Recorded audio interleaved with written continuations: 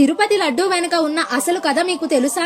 ఈ రోజు ప్రపంచంలోనే అత్యంత ప్రసిద్ధి ప్రసాదంగా గుర్తింపు పొందిన తిరుపతి లడ్డూ ఒక్కసారిగా పుట్టినది కాదు. ఇది శతాబ్దాల చరిత్ర కలిగిన దైవ అనుగ్రహం. సుమారు 15వ శతాబ్దంలో విజయనగర సామ్రాజ్య కాలంలో తిరుమలకు వచ్చే భక్తుల సంఖ్య భారీగా పెరిగారు. అప్పుడు అన్నం, పాయసం వంటివి నైవేద్యాలుగా పెట్టేవారు. ఆ నైవేద్యాలు ఎక్కువసేపు నిలవకపోవడం, ప్రయాణంలో చెడిపోవడం వంటి సమస్యలు ఎదురయ్యాయి.